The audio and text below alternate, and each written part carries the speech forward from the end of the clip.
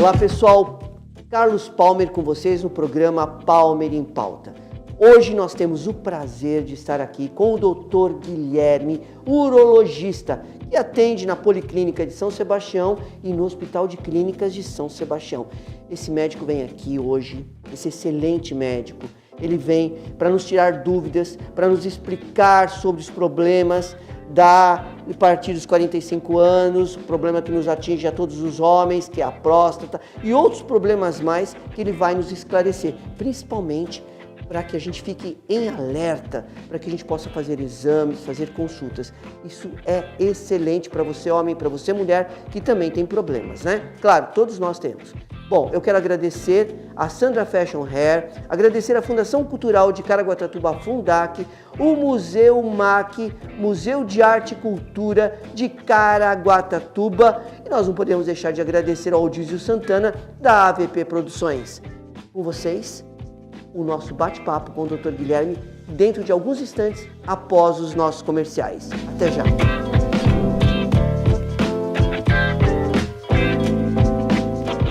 Olá pessoal, mais uma vez Carlos Palmer com vocês do canal Palmer em Pauta. Hoje nós estamos aqui com a Sandra Fashion Hair, nossa maravilhosa cabeleireira, faz prótese capilar, mega hair e um monte de coisas sensacionais para você mulher e para você homem.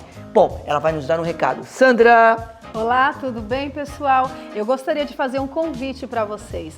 As 5.000 primeiras pessoas que se inscreverem no canal, deixar o like e participar de todas as nossas redes sociais, vai estar participando de uma linda cesta, uma cesta de produtos. Olha isso aqui, vai perder?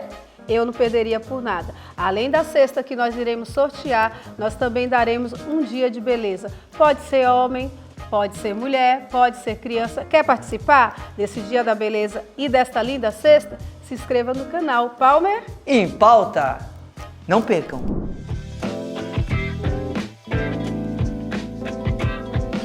E aí pessoal, tudo bem? Voltando dos nossos comerciais, estamos aqui com um papo super esclarecedor com o Dr. Guilherme, urologista. Nossa, esse médico é um dos melhores médicos que eu já conheci aqui no Litoral Norte. Ele é um bate-papo gostoso, ele esclarece todas as nossas dúvidas e nos deixa bem à vontade para os exames, né? Claro. Oi, doutor Guilherme, tudo bem? Tudo bom, Carlos? Tudo bom. É um prazer muito grande tê-lo aqui conosco, doutor. Nossa, é uma satisfação muito grande. O nosso público está muito ansioso para até saber algumas dicas de cuidados que devemos ter. Doutor, fala um pouquinho do senhor, do seu trabalho. Primeiramente, queria te agradecer a oportunidade de poder estar aqui, agradecer os elogios, ser muito gentil e agradecer também a oportunidade de a gente poder divulgar um pouco, falar um pouquinho de saúde, né? Sim. Eu acho que saúde é um assunto que tem sempre lugar e eu acho que a gente tem que estar sempre disposto a difundir o que a gente sabe que é o nosso dia a dia, né? Bom, eu sou urologista, né? Sou médico urologista, atuo basicamente na cidade de São Sebastião, onde eu atendo no consultório e atendo dentro do Hospital de São Sebastião, casos hospitalares. E também atuo no AME, em Caraguatatuba. Eu já estou aqui no litoral há mais ou menos uns 15 a 16 anos, vamos completar 16 anos aqui. E é um lugar que a gente escolheu para viver e a gente tem um carinho muito grande por aqui. O senhor é de onde? Eu sou mineiro, sou de Juiz de Fora. Ô, lugar bom e gostoso! E o que o fez vir para cá, para o litoral? Então, Carlos, eu me formei em 2001. Sim. Na Universidade Federal de Juiz de Fora. Depois eu me especializei em 2002 eu comecei, já me mudei para São Paulo, fiz 2 anos de cirurgia geral, mais 1 ano de cirurgia do trauma, e aí depois fiz mais 3 anos de urologia. Terminando a urologia, eu estava na minha pós-graduação, fazendo mestrado na Escola Paulista de Medicina, tenho um amigo, que é urologista aqui em Caraguatatuba, o Dr. João Rossi, e me entrou em contato comigo e a gente veio trabalhar junto aqui no litoral e basicamente para eu me basear em São Sebastião, porque começou a crescer bastante a demanda de serviço e ele precisou um pouquinho de ajuda, isso há 16 anos atrás, e aí a gente acabou se fixando aqui. Maravilha. Eu estou sabendo o seu trabalho em São Sebastião, é um trabalho muito bom. As pessoas o procuram bastante, né? Inclusive eu mesmo já o procurei e tive um resultado muito benéfico, me ajudou bastante. Não só na parte, né, de tratamento, como psicológica, porque você esclarece bastante as coisas e a gente começa a ter noção, né?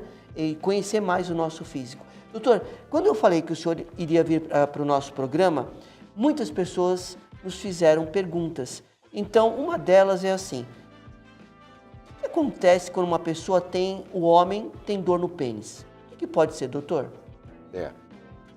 E aí, a dor no pênis, a gente tem que entender em que circunstância, né, uma dor no pênis acontece. Se é uma dor espontânea, se é uma dor durante uma relação sexual, durante uma manipulação. No nosso dia a dia, a gente já pegou de tudo um pouco, né, em relação a dores no pênis. Então, você pode ter uma dor no pênis secundária, uma infecção que tem no pênis. O pênis é um local onde pode ter uma infecção. Normalmente, as mais comuns são infecções por fungos, que depois podem virar infecções com bactéria em cima da infecção por fungo, e isso dá dor na pele que envolve o pênis, né? Agora, o paciente durante um homem, né, durante uma relação sexual, caso ele tenha um movimento do pênis errôneo, o pênis venha se dobrar, ele pode ter um problema um pouquinho mais grave, que é um problema chamado fratura de pênis. É um problema que normalmente cursa com dor, cursa com perda momentânea da ereção, ele ouve um barulho, um estalido e o pênis incha. O pênis fica bem roxo, é uma coisa que acontece bem rapidamente, e isso normalmente é um caso que precisa ser avaliado rapidamente por um urologista num ambiente hospitalar. Quando o senhor fala ficar roxo, para a circulação sanguínea? Não, extravasa sangue. Porque o interior do pênis ele é formado por dois canais, na verdade 3 canais. Um canal que transporta a urina e 2 canais que são de tecido esponjoso que se enche de sangue e depois ele se esvazia de sangue, promovendo a ereção e o estado de detumescência, que a gente chama, que o pênis fica mole. Então, assim, quando você tem uma fratura, esse canal ele se rompe. Então, esses lagos sanguíneos, aí, eles extravasam sangue para todo o tecido em volta do pênis. Caramba! E isso daí causa uma roxidão, dependendo do grau de lesão desse tecido, o pênis fica bem roxo. O pessoal fala que fica como uma berinjela mesmo, né? E o senhor já teve várias procuras assim no seu consultório, no hospital? Isso não é bem um caso para consultório, isso é um caso de urgência, né? Hospital. Então isso normalmente chega a nível de hospital. Nossa. No consultório a gente não tem muito o que fazer. Normalmente no hospital a gente avalia e muitas vezes é cirúrgico, né? Tem que corrigir isso aí cirurgicamente. O local onde rompeu a gente tem que reparar. Caramba! Doutor, e a dor no testículos? Dor no testículo também é uma das principais causas de procura do urologista, porque o testículo é um órgão extremamente sensível. Então, eu costumo dizer aos meus pacientes o seguinte: o testículo dói se você tem muita relação sexual, se você tem pouca relação sexual, se esquenta demais, se esfria demais, se você anda de moto, se você anda de bicicleta, enfim. E cada paciente tem um cenário, então assim, não tem só uma coisa que causa dor no testículo. O que você precisa é tentar entender se essa dor do testículo ela foi secundária a um trauma, se essa dor no testículo é uma dor que vem incomodando, ela é uma dor leve, que vai, que volta, e sempre incomoda. O mais comum é os testículos que o paciente fala assim: doutor, de um tempo para cá meu testículo está doendo e eu sinto que eu tenho testículo. Porque normalmente os pacientes nem lembram que tem porque ele não incomoda. E aí, de repente, quando ele fica sensível, e isso é a maior causa de busca de atendimento, é por essa sensibilidade. E isso pode ter N coisas que a gente tem que investigar no dia a dia do paciente. Algumas doenças a gente tem que descartar nessas dores testiculares, a gente tem que procurar se tem algum nódulo, um caroço, que pode ser um tumor, se pode ser uma inflamação, uma infecção do testículo. Varizes? As varicoceles também, a gente consegue através do exame físico identificar uma varize, né? A varicocele, a característica dela é que quase na totalidade dos casos ela é do lado esquerdo e sempre a gente consegue identificar a varicocele através do exame físico, né? Não há necessidade de identificar uma varicocele através de ultrassom. Uma varicocele que tem um significado clínico, ela é identificada com o exame físico com o paciente de pé. E agora uma coisa importante na dor no testículo é o seguinte, principalmente nos pacientes mais jovens, né, que é mais comum, são as dores agudas do testículo. São dores que acontecem subitamente no testículo.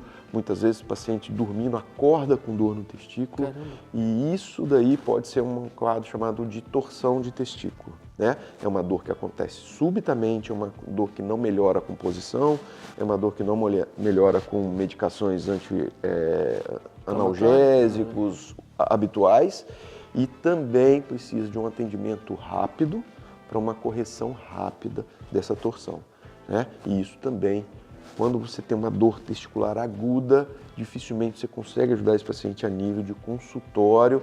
Normalmente você precisa estar no hospital, de preferência com um auxílio de um ultrassom para verificar se nesse testículo tem fluxo sanguíneo. Caso o testículo não tenha fluxo sanguíneo, você deve promover, na grande maioria das vezes, uma cirurgia para distorcer esse testículo e o fluxo passar. Passado algumas horas, seja 8 horas, 12 horas do início do evento, muitas vezes o testículo acaba perdendo a vitalidade. Nossa, é bem sério, né? É sério. Muito sério. É sério. E existe, por exemplo, eu já vi várias pessoas me perguntando, quando eu falei que o senhor ia vir aqui, se para quem tem varizes, o que causa varizes no testículo, muitas vezes? É de andar, sentar, o que é? Isso é uma característica, como eu te falei, do lado esquerdo, o sangue chega por um vaso chamado artéria e ele retorna por uma veia, né? Tá. E a veia do testículo esquerdo, ela tem um escoamento muito pior do que a veia do testículo direito. A veia do testículo direito, ela cai num vaso grande, ela deságua facilmente. A veia do testículo esquerdo, ela vai para a veia renal e ela desemboca em ângulo reto. E ela tem um pouquinho mais de dificuldade de escoar o sangue que vem do testículo. Por isso, do lado esquerdo, a gente tem quase a totalidade das varicoceles, que são as varizes no testículo. E isso daí pode ter uma repercussão principalmente na capacidade do indivíduo ter filho, sabe? É a capacidade do indivíduo produzir normalmente os espermatozoides, e a correção disso consegue reverter parte dos pacientes que têm essa dificuldade, reverter e o paciente voltar a ter a capacidade de ter filhos naturalmente. Tá. Eu vou fazer mais algumas perguntas e o nosso próximo bloco nós vamos deixar principalmente para a gente questionar, falarmos sobre a partir dos 45 anos, tanto do homem quanto a menopausa da mulher, né? Porque são assuntos hoje que são bastante preocupantes. E aí a gente vai falar sobre isso. Mas mais uma pergunta. Dor nos rins, tem algum problema urológico?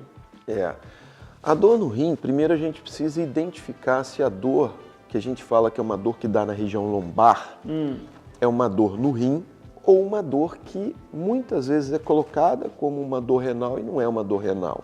É uma dor muscular, é uma dor de postura e na verdade, esse é o tipo de dor mais comum de dor lombar. A dor no rim é uma parcela menor, porém, eu acho que precisa ser investigado porque algumas vezes uma dor do rim que gera uma dor lombar pode ser um problema importante. Desde um cálculo renal, que não é só a presença do cálculo em si que dá dor, o cálculo não dói no rim porque ele machuca o rim. Ele dói no rim porque o cálculo causa algum tipo de obstrução no escoamento da urina por esse rim. Então, seja um cálculo grande, que não obstrui, normalmente esse cálculo necessariamente não dói. Mas às vezes um cálculo pequeno, que para no canal do rim, que tem um diâmetro que muitas vezes é capilar, um cálculo insignificante pode dar uma dor terrível. Por quê? Porque ele obstrui o rim dilata, e essa dilatação dá uma dor muito grande no rim. Então o cálculo renal é uma causa de dor no rim. Uma infecção urinária que sobe e atinge o rim, dá dor no rim também, mas tem uma particularidade, uma infecção renal que chega a dar uma dor no rim, vem acompanhado de queda do estado geral, febre. Então a gente vai conseguindo distinguir as características de cada dor que pode dar no rim. Um tumor renal, ele também, na grande maioria das vezes, não dá nada no rim, não dá dor nem nada. Um tumor renal vai dar dor no rim quando ele sangra ou quando ele causa uma necrose nesse tumor lá no rim, e aí ele promove uma dor renal. Mas um tumor renal para dar dor no rim, Normalmente é um tumor já complicado, não um tumor inicial. Certo. Doutor, o senhor ainda está atendendo muitos casos assim, de pessoas que estão adquirindo, pegando, não sei como que fala isso, de doenças infecto-contagiosas? Como que está? As doenças infecto-contagiosas, isso é um assunto muito importante da gente tentar esclarecer, porque existe uma gama de doenças, né, que a gente investiga quando o paciente ele pode adquirir com sintoma ou adquirir essas doenças sem nenhum tipo de sintoma. Caramba! Então tem doenças que são silenciosas, você adquire, às vezes ela se manifesta, às vezes ela não se manifesta. Tá? E é muito importante a gente, todas as vezes que um paciente tem uma manifestação que pode ser secundária a uma doença sexualmente transmissível ou uma infecção sexualmente transmissível, que seja investigado também amplamente outras infecções que têm a mesma via de transmissão. É muito importante a gente falar que uma doença sexualmente transmissível, uma infecção sexualmente transmissível, a via sexual é a via mais comum, mas ela não é, às vezes, a via exclusiva. Então, às vezes, a gente vê muitos casos, até mesmo de relacionamento, onde um dos parceiros adquire uma doença e aquilo gera realmente uma crise num casal, enfim. Mas a gente que no dia a dia atende muitos casos de muitas infecções sexuais que atingem os ossos sexuais, a gente sabe que existem algumas doenças que são muito difundidas. O vírus do HPV, por exemplo, é um vírus hoje que está relacionado a infecções tanto na parte genital masculina, na parte genital feminina, mas também infecta a parte da cavidade oral. Hoje tem uma importante participação nos tumores de cabeça e pescoço, de laringe, de faringe. Então, assim, foge muito do ato sexual propriamente dito. Então, é uma doença que está disseminada, né? Então, e saber até que ponto uma doença ela pode ser grave ou não. Algumas doenças, por exemplo, o HPV, é uma doença que você trata e monitora. Você trata as consequências do HPV, uma verruga no homem, uma inflamação no colo do útero na mulher, e você monitora essa doença porque ainda não existe um tratamento que você extirpa o vírus do organismo do indivíduo, assim como o herpes, né? Existe hoje, sim, o tratamento preventivo. Hoje, os jovens, as crianças hoje já conseguem se vacinar, e isso diminuiu demais a incidência dos tipos, tanto que formam verrugas, quanto os causadores de câncer de colo de útero, que é o grande medo do HPV, né? E aí, essa vacinação, que há um tempo atrás era destinada só para o público que não tinha iniciado a vida sexual, hoje ele está já liberado e sendo encorajado também outras pessoas que se vacinem, mesmo já tendo tido HPV, mesmo já tendo iniciado vida sexual, com o intuito de quê? De melhorar a imunidade contra o vírus, diminuindo a recorrência. Que o vírus você trata, ele volta, trata, volta, e nisso a vacina tem uma participação. Essa vacina vai de que idade a que idade? Essa vacina ela tem várias particularidades. Você não tem uma idade a partir dos 9 anos de idade na menina, né? E a partir dos 11 aos 14 anos de idade no menino, e você já pode iniciar a vacinação das meninas e dos meninos. E ela pode ser tomada do ponto de vista de liberação para uso em qualquer idade, né? Existem as regras de liberação pelo SUS dessa vacina, tá? E aí, para ser liberado pelo SUS, existem uma série de regras com idades liberadas em idades maiores, que fogem esse grupo-alvo, que são as meninas e os meninos jovens, que são os imunocomprometidos, e aí sim, esses têm umas regras específicas de liberação pelo SUS. Mas você consegue tomar em clínicas de vacinação essa vacina sem restrição de idade, a partir dos 9 anos de idade para as meninas e 11 anos para os meninos. Que ótimo, doutor. Bom, pessoal, vamos continuar com esse bate-papo com o doutor Guilherme após os nossos comerciais. Dentro de alguns instantes voltamos. Até daqui a pouco.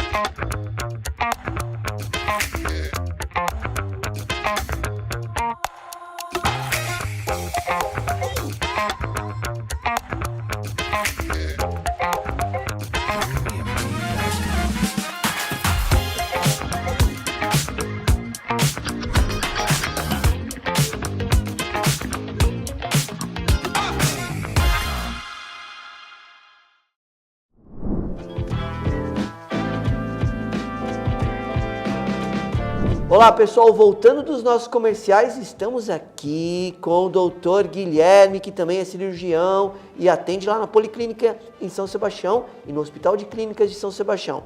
Uma pessoa extremamente capacitada, sério e muito legal bater um papo com ele, porque ele esclarece bastante dúvidas a gente. Dr. Guilherme, os homens geralmente eles têm um certo receio, eles nunca acham que estão na andropausa, né? Eles têm medo de falar que estão na andropausa, porque só acha que é a mulher que tem menopausa, mas o homem tem andropausa também, que a gente sabe. Mas eu acho que a partir dos 45 anos, né, que esse problema começa a atingir os homens, é isso? Carlos, é o seguinte, a andropausa é uma nomenclatura hoje que a gente entende o significado dela, mas ela é uma nomenclatura que não fala bem a realidade do que acontece. Sim. A mulher tem uma menopausa, ela para de produzir os hormônios, o homem entra em declínio. Normalmente, depois dos 40 anos, uma parcela da população masculina vai perdendo a capacidade de produção da testosterona, que é o hormônio masculino. E isso é chamado como declínio androgênico do envelhecimento masculino, tá? Que popularmente foi chamado de andropausa. Sim. Isso não acontece com todos os homens e isso daí pode acontecer numa faixa etária variável.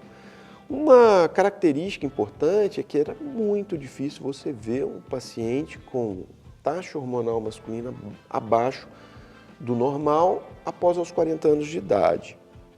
E teve um fator que mudou um pouco isso, que foi a pandemia da Covid.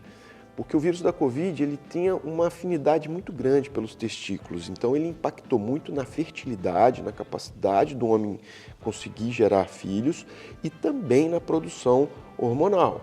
E isso tem um impacto imediato na época da infecção por Covid.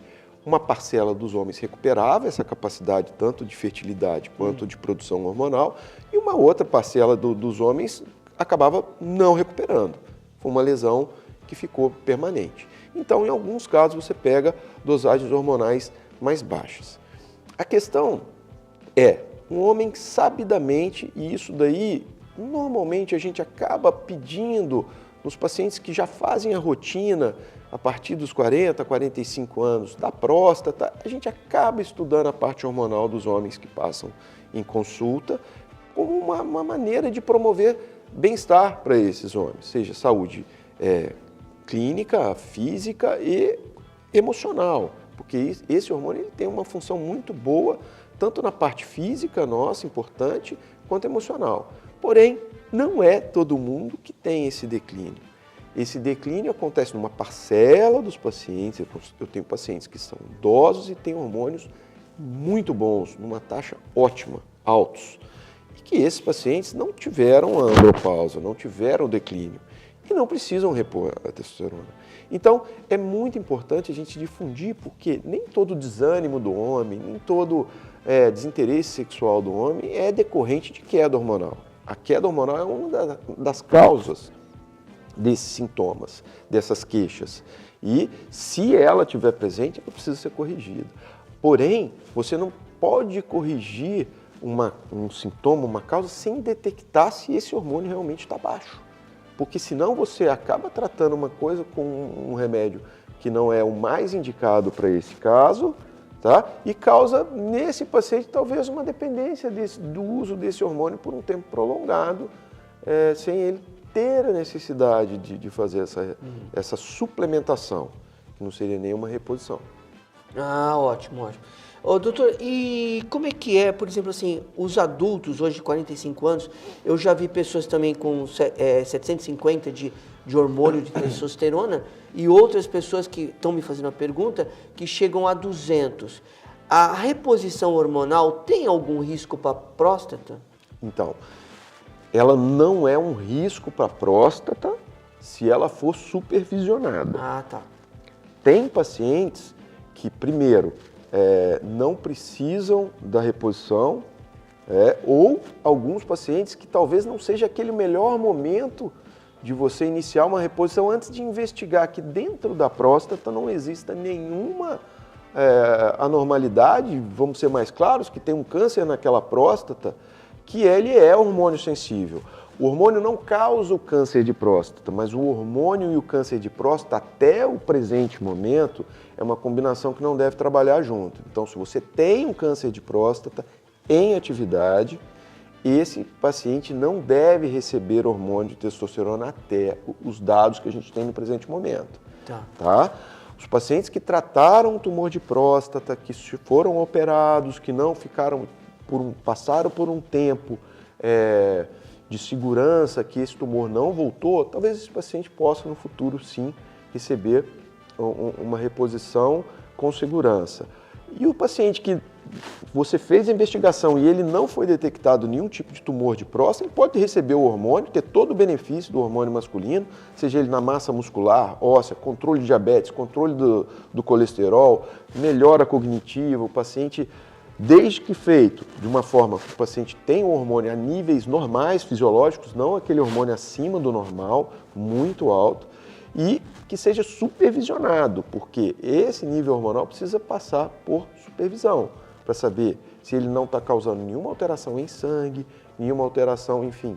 Não ele causando, se ele vai continuar tomando o hormônio em segurança, ou se ele em algum momento a gente tem que interromper essa reposição para investigar melhor e saber se ainda é seguro fazer essa reposição no homem.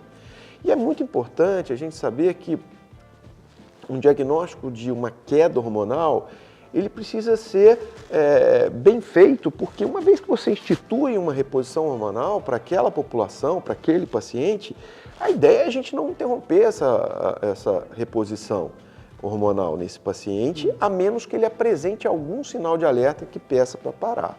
Por isso, esses pacientes, a gente sempre orienta no consultório que mantenha a reposição hormonal, faça as consultas de acompanhamento, e nessas consultas de acompanhamento são consultas de checagem. Não é uma consulta onde você toma a reposição, para a reposição, vai em consulta, eu tomei, parei e vim aqui para saber se está tudo bem. Não, você tem que fazer a checagem em uso da reposição hormonal. E quanto tempo essa checagem? Essa checagem você tem uma fase inicial, eu costumo comparar com um avião. Sim.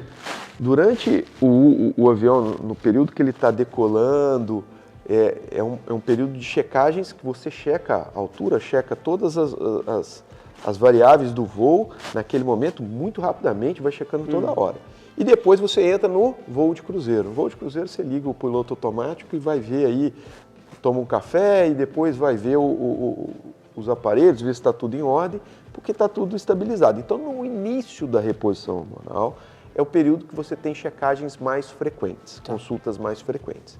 Depois que tudo se estabeleceu, a gente estabelece um período um pouco maior de distância entre as avaliações, porque a gente chegou na dose correta, a gente estabeleceu que está seguro e aí a gente deixa consultas mais espaçadas. Só para ter um número nisso, eu acho que 6 meses, eu acho que é um prazo de segurança ok. Eu acho que dentro de 6 meses a gente consegue pegar alguma mudança que aconteça no organismo nesse período. 1 ano, muitas vezes é estabelecido, eu acho 1 ano um pouco distante, muito longo, entre uma consulta e outra.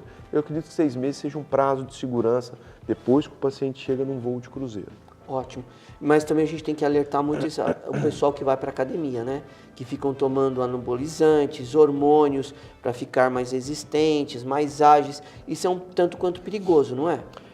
A gente tem tido, assim, algumas correntes tentando, enfim,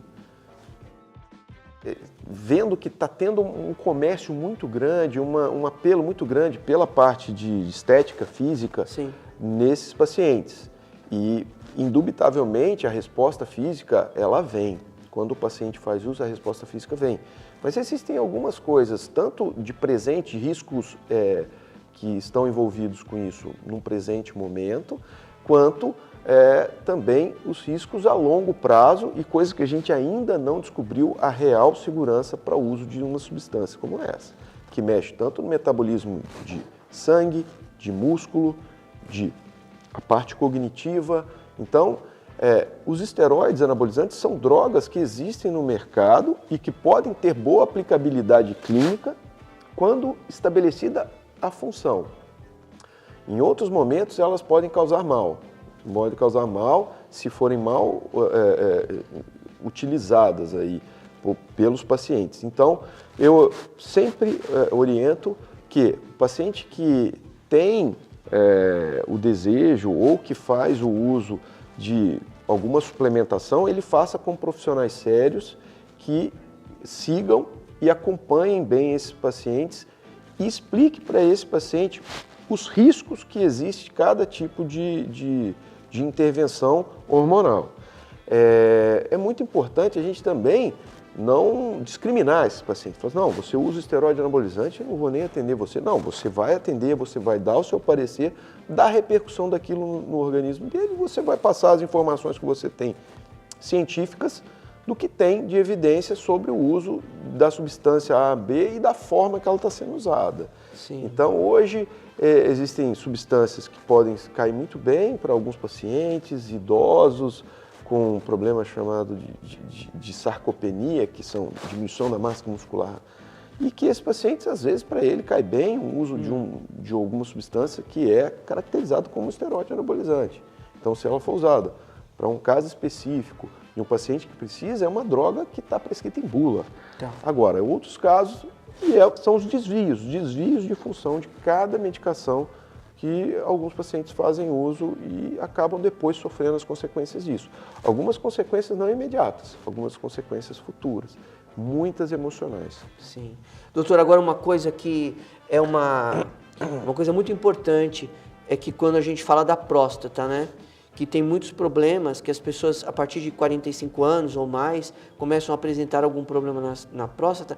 Quais são os sintomas que a pessoa começa a sentir quando está tendo algum problema nesse sentido? Isso é muito importante, a gente salientar o fato de sintoma e próstata. Sim. A gente precisa desvincular sintoma e necessidade de avaliar a próstata. A gente precisa avaliar a próstata sem sintoma. Uma próstata, quando a gente fala de câncer de próstata, essa próstata, quando a gente quer detectar um tumor curável, que a gente consiga fazer um tratamento e curar esse paciente, esse tumor não causa nenhum tipo de sintoma. Esse tumor pode ser detectado através de uma dosagem de sangue de PSA ou através de um toque retal. Muitas vezes o toque retal não está alterado e o PSA está alterado. Muitas vezes você pega um PSA não tão alterado e você faz o toque e você vê uma alteração no toque que te leva a uma suspeita e aí você parte para um exame de detecção, que é uma biópsia ou até você pode lançar mão de uma ressonância magnética específica para a próstata, onde você pode estudar a necessidade da biópsia naquele momento ou até mesmo guiar uma biópsia para um lugar de maior suspeita da próstata. Então, nesses pacientes, a gente não deve esperar nenhum tipo de sintoma para suspeitar de câncer de próstata. Isso é muito frequente no dia a dia, quando a gente detecta alguma anormalidade, seja no PSA, seja no toque, e os pacientes imediatamente, porque eles são indicados exames invasivos, como a biópsia, e o paciente fala, doutor, mas eu não sinto nada. Mas realmente o nosso objetivo é de detectar em quem não sente nada.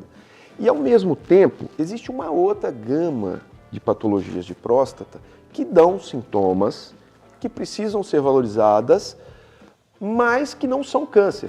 É o crescimento benigno da próstata. Então, assim, a gente não pode nem puxar que eu não posso ter sintoma nenhum da próstata. Não. O que eu quis dizer é, você não precisa esperar e não pode esperar sintomas para investigar a próstata. E ao mesmo tempo, se algum sintoma aparecer, você também não precisa entrar em pânico que esse sintoma é um câncer de próstata avançado. Entendeu? Você pode estar diante, e o mais comum é que esteja diante de um crescimento benigno da próstata. Tá? Que isso vai ser dentro de uma avaliação por um urologista diferenciada entre uma coisa e outra e vai ser tratado da forma correta, seja o crescimento benigno, seja um indício de um câncer de próstata. Tá ótimo, ótimo, ótimo. Doutora, a gente tem tantas dúvidas, tantas coisas que nós gostaríamos de saber, mas vamos, para nós terminarmos o programa de hoje, porque o doutor Guilherme virá mais vezes no nosso programa, vai esclarecer mais dúvidas e vai nos explicar mais sobre esses problemas. A causa do medo do homem fazer exame, isso está acontecendo ainda nos dias de hoje? Afasta sim, Carlos. Afasta e isso precisa ser muito bem estabelecido, que é um exame extremamente... O exame do toque é um exame extremamente útil, o exame do PSA é um exame extremamente útil. E isso é uma coisa... Mas assim, a consulta do homem é o que é mais importante. Ninguém, quando chega num consultório de um urologista, ele vai te sentar na cadeira e falar assim, agora não tem jeito, você vai fazer o exame do toque. Não, não é assim. Ele tem que estar ali. É uma oportunidade de estar no consultório do urologista, que ali ele vai conseguir, muitas vezes o homem não para se cuidar. E não para ir em vários especialistas que são necessários depois de uma determinada idade. E às vezes o apelo da doença da próstata leva ele ao urologista e é uma oportunidade, esse momento, de você fazer algumas checagens no homem como um todo, onde nem sempre você vai ser o médico que vai tratar desde o problema cardiológico, desde o problema do intestino, desde o problema, enfim, tudo. Mas você pode ser um indicador que esse homem precisa de algum outro auxílio de alguma outra especialidade. Portanto, eu acho que a consulta é muito importante. Voltando no exame do toque. O exame do toque a gente aconselha, a gente explica os benefícios e o paciente vai decidir na hora se ele quer ou não quer. É um direito dele fazer ou não fazer o exame do toque. Certo. Às vezes, ele, naquele momento, ele não quer, mas no futuro ele fala assim, eu não vou fazer. Ou, agora eu não posso porque eu estou com algum problema, uma fissura anal, uma hemorroida, porque causa uma dor no exame desnecessária, porque não é sempre assim. Então, isso não pode afastar o homem da consulta. O homem que tem esse bloqueio do exame do toque, ele deve ir na consulta e explicar para o médico dele que ele tem esse bloqueio e com o tempo ele vai decidir o que ele acha melhor para ele. É melhor ele ir e fazer os exames que ele concorda do que ele não ir e não faz nenhum exame. Aí ele foge e ele vai descobrir na fase do sintoma. E na fase do sintoma a gente tem muito pouco para oferecer como cura, entendeu? Então eu acho que a informação principal é essa. Ele tem que ir em consulta. O lugar de realmente convencer um paciente da necessidade é dentro do consultório. E saber que se ele não concorda em fazer o exame do toque, a gente respeita. Ótimo. E vai fazer as alternativas que cabem, sabendo que o exame do PSA, junto com o exame do toque, são armas que se somam e oferecem uma alta detecção se a doença estiver presente. Ótimo. Doutor, o senhor gostaria de dar uma mensagem, alguma coisa para o nosso público, dar um telefone de contato? Se o senhor puder falar para nós uma dica para as pessoas e o seu telefone de contato, um e-mail. Bom, primeiro eu queria te agradecer a oportunidade de estar aqui, saber que a gente está à disposição para qualquer retirada de dúvida e falar para o público que a minha mensagem é: separe um momento para cuidar da sua saúde, seja você homem, mulher, separe um momento para se cuidar. Quando você tiver algum medo relacionado à saúde, discuta esse medo com o seu médico. Se você tiver algum bloqueio, discuta com o seu médico esse bloqueio. Não simplesmente deixe de ir ao médico, deixe de se cuidar por um medo, por um bloqueio. Eu acho que dentro de um consultório é o lugar correto para que você seja aconselhado, para que você seja, convencido a fazer desde um exame ou a um tratamento. Se informe, se cuide, não delegue a saúde para ninguém, tenha você a rédea do seu tratamento, saiba os comprimidos que você toma, saiba, os exames que você fez, saiba as cirurgias que você fez, tem um histórico médico com você, pronto. Seja você sabe de cor esse tipo de coisa, ótimo. Se você não sabe, toda vez que for em uma consulta, leve a lista de medicações que você toma, os remédios que você tem alergia, cirurgias que você já fez. Leve isso por escrito. Hoje é tão fácil. Você tem um celular na mão, você tira uma foto de uma receita, você tira uma foto de um exame, enfim. O momento de uma consulta é um momento que você tem que aproveitar ao máximo. Então, vá preparado, não delegue muitas vezes os pacientes muito delegam para as esposas, para os filhos, o cuidado da saúde, e isso daí acaba comprometendo a própria saúde do paciente. Então, se esforce para ter nas suas mãos o cuidado da sua saúde. Eu acho que essa é a principal mensagem. A gente tem uma página do Instagram que é @Dr. Guilherme Fartes, onde a gente produz algum conteúdo para informações e, enfim, a gente está aí à disposição através do Carlos também aqui, pode fazer a ponte com a gente, tá bom? Claro, olha, a gente tem um prazer muito grande em recebê-lo aqui, super esclarecido as nossas perguntas, e é um prazer muito grande tê-lo, senhor, aqui, fazemos questão de tê-lo aqui para estar atendendo as dúvidas do nosso público. Doutor Guilherme, muito obrigado. Muito obrigado mesmo pela sua presença. Agradeço a vocês que estão aqui nos assistindo. Agradeço a Sandra Hair Fashion, a MAC, Museu de Arte e Cultura de Caraguatatuba, Fundação Cultural de Caraguatatuba, Fundac e ABP Produções. Não percam o nosso próximo programa amanhã. Até mais.